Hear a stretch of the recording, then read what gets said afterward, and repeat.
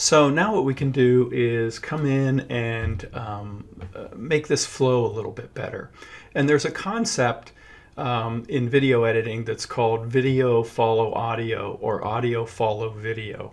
And what that means is that whenever possible, or I shouldn't say whenever possible, but when appropriate, you should think about maybe starting the audio of a clip a little bit sooner than the video, or even well, it's usually the way that you're going to basically start the audio before the video. Sometimes you start the video before the audio, but normally it's going to be that you start the audio like a little bit sooner than the video.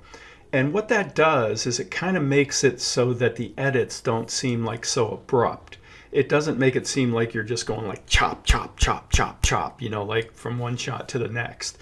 And so this is one of the, the concepts that we can do here. And so I want to show you this in regard to this clip that we have here that's essentially this wide shot that starts a little bit before the end of Canning's soundbite and then goes a little bit after it. And it's got like some good thumpy, nat sound under it. And so what I want to do is actually begin the sound like essentially when the video starts, okay?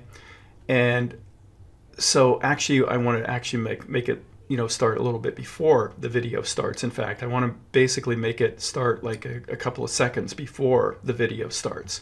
And so to do that, right now you can see that it would sort of be impossible for me to do something like that because I can't really move just the audio portion of this clip.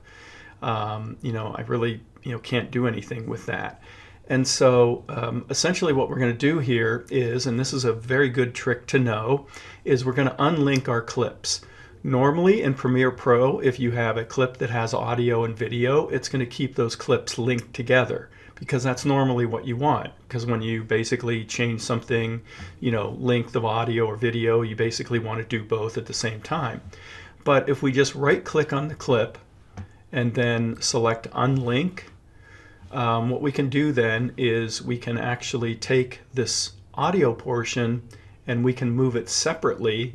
And I'm going to go ahead and just move the audio portion into channel 2. And then what I'm going to do is I'm going to drag the end of the audio portion of the clip and I'm just going to drag it backwards until this duration level says 650. And again, I kind of pre-timed this out. And so 650, 651, that's pretty good. And I basically let it go there.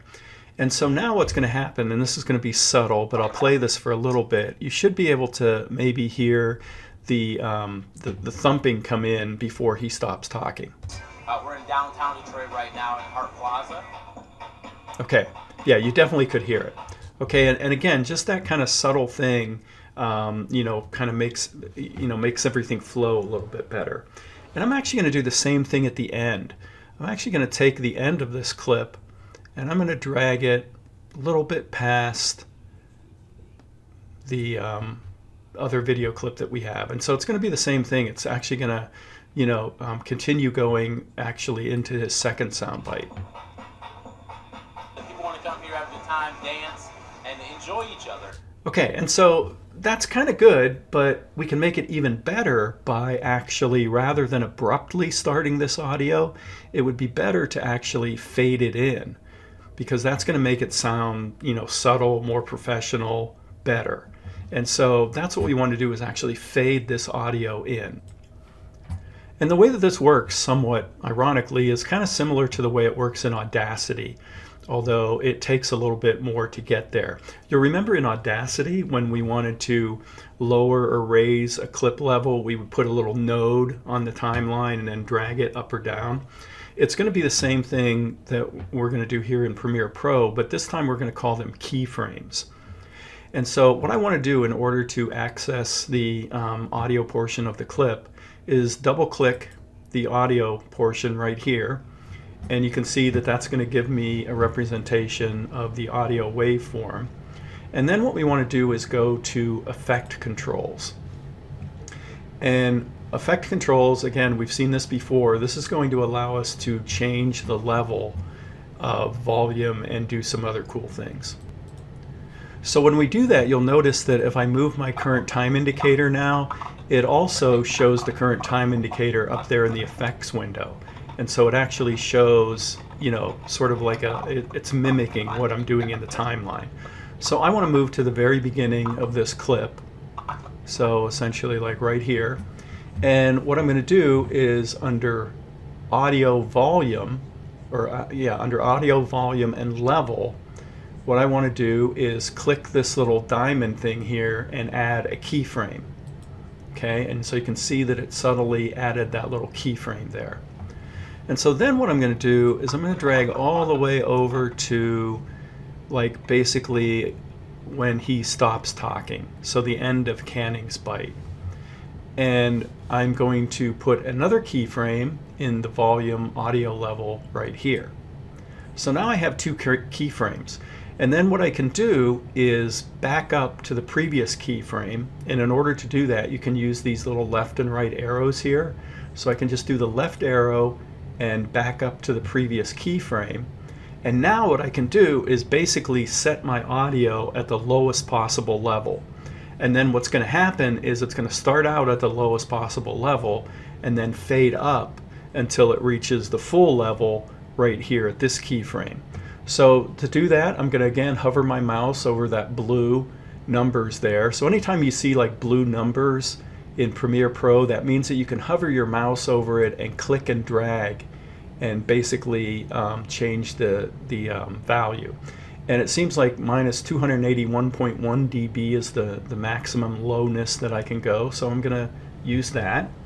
And so now I'm actually going to cut the audio of Canning off here for a second, just so that you can hear this effect. And so when I play this, you'll hear that my audio fades in. Okay, and again, it was subtle, but it worked. And we can do the very same thing at the end here. So we can basically maybe start like about right here, and let's insert another keyframe. And then I'm going to go to the very end and insert a final keyframe. And then in this last keyframe, I'm already there. I can again crank the audio down to minus 281. And once again, if we play this whole thing again, we'll hear that it fades in and fades out.